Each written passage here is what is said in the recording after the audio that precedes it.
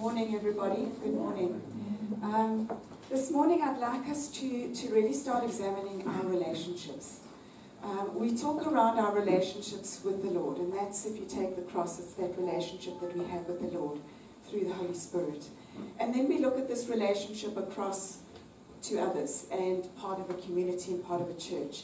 But I'd like to take it a little bit deeper. If you have a look at this, yes, we can be friends to many people. But are we friends to somebody special? Do we have somebody who can help us to grow in our relationship with the Lord? Our walking, our journey with Christ. Having lots of friends keeps us on the surface. It makes it shallow. And we think maybe sometimes we may even convince ourselves that I've got a lot of Christian friends and therefore I'm growing. And today I'd like to challenge each one of us to look at a friend that holds you accountable. How many of you got that friend? How many are you a friend to somebody else like that? So Jesus says we need to serve first. We need to actually seek out and serve and help somebody else. And not just say, well, do I have a friend that is like that? But is there two arms of this cross? There are two arms in a friendship. And it's bringing that friendship together with the Holy Spirit right in the middle, that it becomes a dynamic friendship, that we can actually start holding each other accountable, start growing each other, not just because of that friendship, but because we love that person and want that person to be more like Jesus. So that's really what I'd like us to look at today, in being a friend and looking at the friendship that Jesus has with us, but what are we to others as well? So our text this morning is from Ecclesiastes. It's in the Old Testament. So Ecclesiastes 4 verse 9 to 12. If you're wanting to look it up, it's after Proverbs. It's written by Solomon. And what is very interesting is, what did Solomon ask for when the Lord said you could have anything? He asked for wisdom, didn't he? And Proverbs is all around these wise sayings that he's talking to his children around how to live a godly life. And then Ecclesiastes is written as now Solomon is reflecting back on his life. So I'm going to pick it up from chapter 4, verse 9 to 12. He says, 2 people can accomplish more than twice as much as one. They get a better return on their toil. If one person falls, the other can reach out and help. But people who are alone when they fall are in trouble. And on a cold night, 2 under the same blanket can gain warmth from each other. But how can one be warm alone? A person standing alone can be attacked and defeated, but 2 can stand back to back and conquer. 3 are even better, for a triple braided cord is not easily broken. If we look at this passage in context, Solomon's looking back on his life, and you know what? He was given all the wisdom in the world. He was the wisest man who lived. He was given riches beyond anybody's wildest dreams. He had relationships, he had concubines, and he had people underneath him. So he had everything that we see would bring a fulfilling life. And yet when we read through the whole of Ecclesiastes, it's actually a book of regrets. It's saying it means absolutely nothing. It means nothing when you put possessions above people, when you put wealth above relationships. He's saying, actually, you've got it wrong, and I had it wrong. So this book of Proverbs that he gives, he actually confesses and he says, I've given all of this wisdom to my children to live a godly life, and yet I haven't taken my own advice. So he's talking around this 2 is better than 1, and he's bringing it in with regards to these relationships. And that's really where I want to actually take this from. You know, I think in our lives today, I think God is squeezing us more and more. He's asking us to strip the layers away and actually look at ourselves from a deeper point of view. He's looking at, how are your relationships? What are you putting first? What are your motives? What is it that drives you on a day-to-day basis? Is it to go for the wealth and the possessions and the recognition? Or is it about these relationships? And how far are you seeking a relationship that will truly test you? Sometimes we seek relationships to affirm us, to make us feel good. It's those tougher relationships, those people that we have that will actually hold up the mirror and say, Di, this is an area that I see you. I love you, but I see you in this area, and I want to hold you accountable for that. And often in our lives, in the world, we are told, me, myself, I. Best to keep yourself, actually protect yourself first and drive yourself and be alone because you're the only one who can be trusted. And yet God says, no, that's a different way that I see this. And in Proverbs, now look at what Solomon says in Proverbs. He says in Proverbs 18 verse 1, he says, whoever isolates himself seeks his own desire. He breaks out against all sound judgment. When we isolate ourselves, we don't take that godly counsel. We don't listen to others. We think we know best because you don't understand my circumstance. How can somebody understand your circumstance if you don't allow them in? If you don't allow them to see the good, the bad, and sometimes the really ugly, but still are able to walk that journey with you, regardless of what that circumstance is. You know, there's a saying that I love. I don't know, it's an author unknown, but he says, be who you are and say what you feel. Because those who mind don't matter, and those who matter don't mind. Are you that to somebody else? Are you that kind of friend that doesn't judge, that loves beyond, that accepts with warts and all that person and not expect anything back? That's a true friend. You can seek and serve first. Isn't that what Jesus did? He didn't judge, but he did hold accountable. He loved regardless, and he still loves us. He knows us so intimately, sometimes I suppose more than what we know ourselves. I think we fool ourselves at times. We think we're quite nice people. But Jesus still loves us. He still forgives us. He still gives us a second chance. That's what Solomon is saying here. Two are better than one. So there are 4 areas that Solomon says that 2 are better than one. The first one in verse 9, he says, 2 are better than one because they have a good reward for their toil. When I look at my life right now, I feel like I'm toiling more than I'm doing anything else. It's hard work. And yet having a friend beside me makes it so much easier. That person can kind of link arms and we can pull together. We can actually accomplish more. How many of you have actually been in a team even, where you've been able to share ideas, support each other, help each other, and actually achieve more than you would have ever on your own? That's what he's talking about here. It's tough. It's tough to live like that. But Jesus takes it one step further. He showed us when he sent his disciples out to spread the gospel. He didn't do it alone. Teams of 2. He said, go together. Why? Because you can accomplish more. While one is praying, the other one is listening, observing. While one is low, the other one is actually supporting that person. And later in the New Testament we see Paul and Barnabas go together. Even Paul and Silas praising the Lord in prison. Why? Because they do accomplish more. We accomplish more that way. It's almost like a chain. We also talk about 2 heads are better than one. How many times have you actually come out of a service and God has spoken to you in a very different way than somebody else? Why?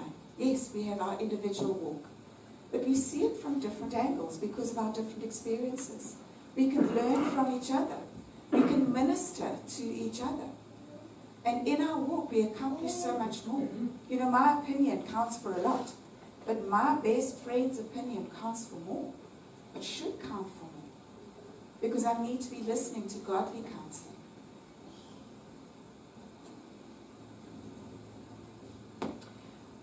I was given a really good analogy of the second point that Solomon talks about is in verse 10. It says, if one falls down, his friends can help him up. But pity the man who falls and has no one to help him. This support, you know, having two people. If you look at the tops of your fingers as your strengths, those areas where you're strong, and the bottom of your fingers is where you're weak, or where times when you stumble and fall. Have those two together. Look at what a friendship can do. You actually can cover somebody else and be that defense and support and pull that person up so that you don't have to do this alone. Look at that, how strong this is. I know they've done these telephone books where they've actually put one page, one opposite on top of the other. They try to pull these apart with vehicles and chains. They can't. Why? Because God understands that when you are together like this, where you're helping and covering each other, that's when true strength happens. It doesn't mean I have to be strong in everything. We are told you've got to be strong. Don't show your weaknesses. But when you have a friend like this friend will see when you're down without you even saying it. They can say, John, there's something wrong. What's going on? And I always talk about I'm fine. It's my maiden name. There are times when I actually say, I'm not fine, but I'm just fine for now. I'm fine. Why? Because I can't deal with it now. But they've seen that. They know that. They can say, all right, I will be there. And I will be there to help and support you and listen to you when you actually wanted to do that. But I will take you, weaknesses, strengths, and all, and you can be my support. That's what Solomon's talking about in this verse. He's saying, that's what friendship is about. Carry each other's burdens, Galatians 6 verse 2. And in this way, you will fulfill the law of Christ. See, we are not asked to help each other. We're instructed to help each other. We're instructed to be Jesus to each other. I want to be Jesus to my friend. How can I be without understanding my friend and helping the hands and the feet and the heart of my friend if I don't accept them and allow them to expose themselves without the judgment, without the accusation, or without reminding them of that weakness when we're in a fight?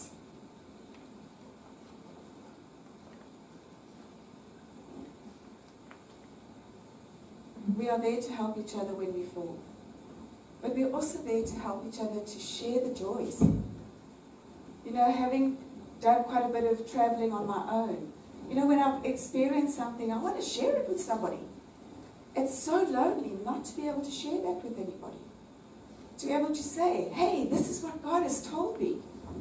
I remember I was traveling with a friend at that stage, but she didn't know the Lord. And there I was going, oh, and this is what's going on, and this is what I've read. And she goes, uh-huh.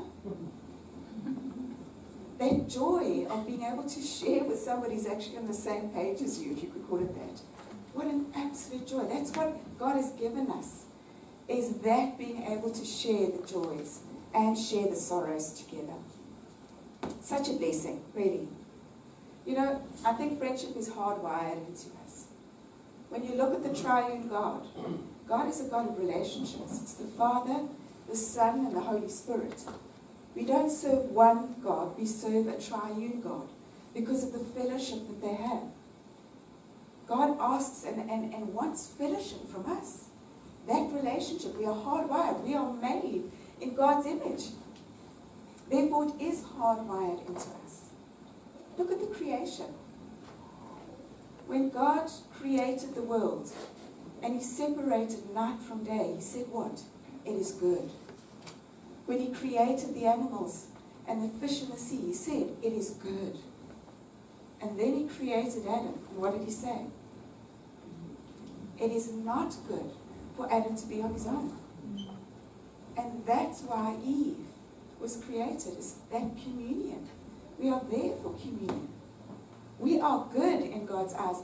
Not that we are not good. That's almost, he said, it's not good for him to be alone. I think it was almost as a reminder for us to say, don't try and do it on your own. Be a friend to somebody else and have somebody who can be a friend to you. So we do. We need each other. We need each other. Sure, this shows my age. I remember there was a movie called Cast Away with Tom Hanks. All right? He was shipwrecked, and he landed up on this island all on his own. And the only friend he had was a ball called Wilson. I think we make up, as kids, we have toys. We have fluffy toys. We have imaginary friends. Why? Because of that need to be in communion with each other. I think some of us might actually be sitting here and going, well, that's all very well, but I've been burnt. I've been burnt by a friend. I've trusted that friend, and that friend has broken my trust. You know what, it's probably better for me just to keep the walls up. I've been there. I've been hurt very deeply, and it's very quick for me to put those walls up. But it's a lonely place to be. When you stop being vulnerable and stop needing somebody else. Yes, you can do it on your own. I can do it with Jesus. But it's just so much richer, knowing that there's somebody else who can be Jesus' hands and feet to me, and that I can also give to others. So, if there are people here who have been hurt by friends, bring it to the Lord. Place that friend on God's altar. Forgive them. Hand them over to Jesus. And start that healing process that Jesus truly wants you to live in the fullness of His forgiveness and release. You know, I think what Glenn was talking about around fathers and sons, you know, that's another relationship that we are instructed as women to mentor younger women, for older men to mentor younger men. That's a relationship that we could also look at from this perspective. Somewhere we can sow in and really see that person grow, and see that person rising up to be a child of God in the place that God has placed them. Not because of our agenda, but because of God's agenda that comes through. The third place that Solomon talks about friendship is we stay warm. So that's in verse 11. He says, when two lie down together, they will keep each other warm. But how can one keep warm alone? Now, yes, we can think of a physical sense, but let's look at it from a spiritual point of view. When we are away from people who are keeping us and pushing us towards Jesus, we're like that coal that's in the fire. And if the coal is taken out of the fire and it's on its own, it slowly dies. It doesn't die immediately. It slowly dies. And often when we are not in communion with our family here at church, but also with those special people, those friends that keep us alive and keep the fire of our love with Jesus alive, it slowly ebbs and slowly cools down. That's what God is talking about here, saying, what is it that will keep you alive? Are you building those relationships that don't just settle for mediocre, but push you, challenge you, and allow you to actually grow? In Proverbs 27, verse 17, again, this comes from Solomon. He says, as iron sharpens iron, so does one man sharpen another. Now, when I look at my friend, a friend of mine, boy, oh boy, do we sharpen each other. Why? Because we rub up against each other. We actually sometimes irritate each other because we're so different. But we push through. Why? Because we have a foundation of the warmth, of the relationship, of the fiery coal of Jesus. We pull that together to say, no matter what goes on, let us sharpen each other. Let us make sure that we are growing together, that we are creating that fire, that spark when those two irons meet each other in a positive way that brings Jesus into our life in a more favorable way. You know, I think Satan, this is one of Satan's tools, is to keep us alone, to isolate us. We are at our weakest when we're alone. Think if something has gone wrong with you. Where do your thoughts go? And you land up down this road where you land up in bitterness and anger. Why? Because you don't have somebody to say, oi, stop there. Because sometimes we're weak. Sometimes we actually do allow those things. But with the friendships that come through, wow, what an incredible place it can be. Then the last one that Solomon talks about, he says, 2 are better than 1, but 3 are even better. So what's he talking about here? Okay, so we talk about 1 on my own. Not very easy to stand. 2 with somebody. But you know, without the third chord of Jesus, it's just a friendship. It's just a friendship. And it can unravel so quickly.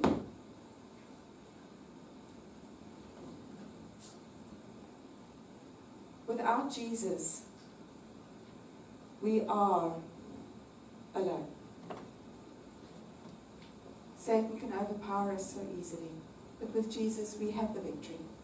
He has given us the victory. We don't have to fight. We don't have to fight. And when Jesus becomes the center of your friendship, then that part of the cross pulls everything together. It's no longer just 2 people coming together. It's that center sweet spot in the middle of the cross that brings the heart of Jesus in, that will never break. And this is what he's talking about. Those 3, the rope that actually binds us together. It's not me, then a friend, then Jesus. No. It's me, friend, Jesus together. That's what makes this special friendship. That's what brings us into walking and being like Jesus to this world. When Jesus and God is now squeezing us even more and more, we need to be holding on to the friends and to Jesus in the center.